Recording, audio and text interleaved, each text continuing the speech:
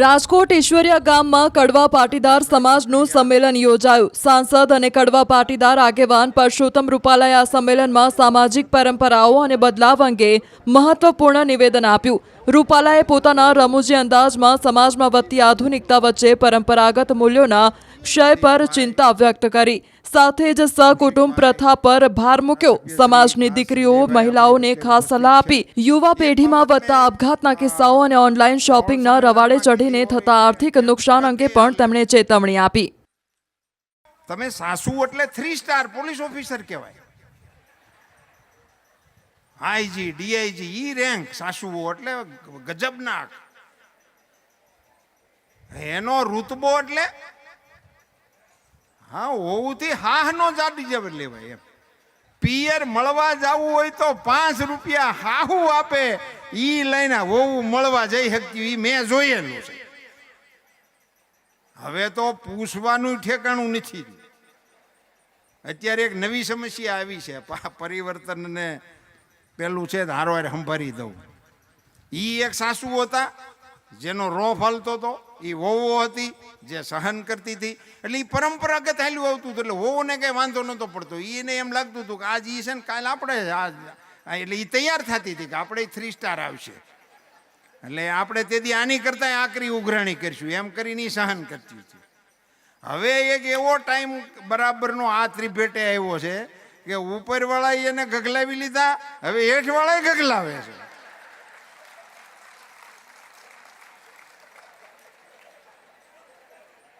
નગર ઓલું એમ રીતે એકદમ પરંપરામાં આપણું હાલ્યું આવતું હતું કે એની હાહુ એને ગગલાવતા હતા, એની હાહુ એની વહુને ગગલાવતી હતું, એ એમને નાલ્યું આવતું હતું। હવે એક હાહુની એવી પ્રોબ્લેમ આવ્યો છે કે એને હાહુ એ ગગલાવી લીધા ને વહુ ગગલાવે છે।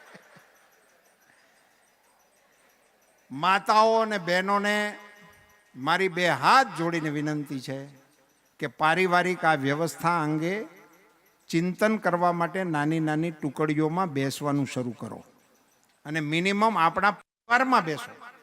પરિવારની આપણી બહેનો, તમે દાદી હોય, સાસી હોય, ફઈબા હોય, મોટી ઉંમરના જે કોઈ હોય, એની હારે નવી પેઢીને બેસાડો, એને પૂછો કે તમારા વખતે કેવું હતું, અમારા વખતે કેવું છે, આ હાલે છે એમાં બા કાંઈ ફેરફાર કરવા જેવું લાગે છે, કેવું લાગે છે તમને, તો એ તમને મજા આવશે અને તમારી જવાબદારી છે કે અમે આવું કરતા હતા, તમે આવું આવું થોડુંક શીખો। વગર કેળવણીએ વગર નિશાળ ગયે ગાતા, રોતા, વલોવતા, પરોવતા આ બધું અમારી દીકરીઓને આવડી જતું। ક્યાંય નિશાળે ગયા વગર એક્સપર્ટ થઈ જતી હતું આપણી છોકરીઓ એમાં। એને આ કેવી રીતે કોણ શીખડાવતું હતું? એ સંસ્થાઓ ક્યાં ગઈ એને શોધો। એ આપણે પરિવર્તનની અંદર એની શોધ, એ આપણી આવશ્યકતા છે। શોધો, આપણા પરિવારમાં એને શોધો, એનામાં ઉતારવા માટેની કોશિશ કરો, એ આપણી જવાબદારી છે। એની અંદર આપણે કાળજીપૂર્વક રાખવું પડશે ને એના પછી ઘણા બધા આયામો છે। આ તો બધા એવા આયામો છે કે એક વિષય ઉપર આપણે સવારથી સાંજ સુધી બોલ્યા રાખી તો ઘટે એવી આપણી લગ્ન વ્યવસ્થાઓમાં સંબંધો થતા હતા। તો મેં જે શબ્દો સાંભળેલા છે તમને કહું, ખાલી ઇન્વર્ટેડ કોમામાં, અરે કે પણ એની ઘેરે અમે ગયા હતા ચા પીવા અને મૂંઝડા બળદની જે જોડ હતી ગમાણે દીકરીને અહીં દેવી પડે ત્યાં એવી જોડ એને ઘેરે હતી। બોલો, હારા બળદિયા જોઈને દીકરીઓ દેતા હતા, જમીન જોઈને દીકરીઓ દેતા હતા, ખાનદાની જોઈને દીકરીઓ દેતા હતા। ભાઈ એનું મોહાળ એમાં કઈ જોવા પણ નહીં। આવી વાતો બધી આપણે સાંભળેલી જ છે, તમે સાંભળીએ છે। વ્યવહારવટી થતી હતી તો એમાં આપણે એવી વાતો સાંભળતા હતા કે ભાઈ ઈ કુટુંબ એમાં જોવા પણ ના હોય, એની દીકરી લેવામાં પૂછવા પણ ના હોય, ત્યારે આપણે આવી બધી બાબતો આપણા જોણા દેણા લેણા એની અંદર આપણી વ્યવહારમાં આવતી હતી। અત્યારે ક્યાં પહોંચ્યા? શર્મ સાથે મને કહેવાનું મન થાય, શબ્દો જે સંભળાય છે ને એને સાંભળતા આપણને એમ થાય કે આ શબ્દો આવે છે, કેટલા ડસ્ટબિન છે એવું પૂછાય છે। What is this? ખૂબ ગંભીરતાપૂર્વક ચિંતન કરજો। સમાજ જો ચેતી નહીં જાય તો પ્રાણીઓની જે દશા છે ને એની દશાથી નજીક આપણો સમાજ સરકી જશે, ખ્યાલ નહીં આવે. એ કેવી રીતે આપણે ચલાવી લેવાય? એ આપણે ઉમાના સંતાનો, તમે એમ કહો બોલો ઉમિયા માત કી જય. અને છોકરી હાગમ ટેમ્બાળ દેવી નથી, સંયુક્ત કુટુંબમાં દેવી નથી, જાજા ભાઈ હોય તો દેવી નથી, ગામડે દેવી નથી. પણ આપણે ઓરિજિનલ આખી આઈટમ જ ગામડાની છે. તો હવે અહીંયા આવીને પગથાણ થઈ એટલે આપણે બધા શહેરમાં આવ્યા. હવે આપણે બધા તો ગામડાના જ હતા. અમારે તો ગેર સીમાડો કહેવાય. પણ કોણ જાણે શું હશે સાહેબ, લેણા દેણા ને આપણા સમાજના રીત રિવાજો કેવા હશે. વહુને તેડીને પહેલી વખત જાનું ગામમાં આવતી હોય ને, એ સીમાડો શરૂ થાય ને એટલે તરત ગેરને સંભાળીને ગીત ગાતા. લીલુડી ગેરના નેજા ફરું ક્યાં,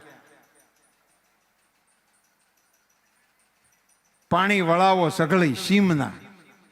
આમ ગામનું પાદર આવે ને ત્યારથી એને પાણી વળાવવાના ગીત ગાતા. હોવ તો જી ઘૂમટામાં બેઠી હોય એને ખબર ન હોય ત્યાં જઈને શું થવાનું. ત્યારની જાંદડીઓ એને ટ્રેન્ડ કરી દેતી હતી કે આખા ગામની સીમનું પાણી એની પાસે વળાવીશું અમે. લીલુડી ગેરના નેજા ફરવું કે એવા ગીત ગવાતા હતા. અને સીતાને તોરણ રામ પધાર્યા. એકેય લગ્ન એવા નહોતા કોઈ બીજાને બીજું પધાર્યું હોય. હંમેશા સીતાને તોરણ રામ પધાર્યા. વિચાર કરી લો તમે, સીતા અને રામની અરે કાંઈ આપણો નાતો રહેવા દીધો છે? આખા કુટુંબે ભેગા થઈને તમને એમ પહોંચ્યા હોય કે સીતાને તોરણ રામ પધાર્યા. કોક દિવસ તો વિચાર કરો કે મારા કુટુંબે મને રામ તરીકે પહોંચ્યો તો, મને સીતા તરીકે પહોંચી હતી. કશુંક તો આપણા વિચારમાં આ હતા. આપણા પરંપરા આ હતી, હજી છે. પણ હવે આ ભાડાવાળા ગાય એટલે કાંઈ આપણને લાગુ નથી પડતું. તો કંઈક આપણે થોડીક આપણી વ્યાપકતા એને સીમિત કરવાની દિશામાં આપણે વિચાર કરવાની આવશ્યકતા છે. હવે એ સહન શક્તિ નામની ચીજનો સંપૂર્ણ વરાળ થઈ ગયું છે. માં દીકરીને ના પાડે તો સુસાઇડ કરવાના સમાચાર આવે છે. કંઈક શેમાં ના પાડી હોય, ખાલી સુસાઇડ. મળવા જાવ ના પાડી સુસાઇડ. પરીક્ષામાં માર્ક ઓછા આવ્યા સુસાઇડ. કેવી નાની નાની ચીજોના સમાચારો આપણે ત્યાં આવે છે.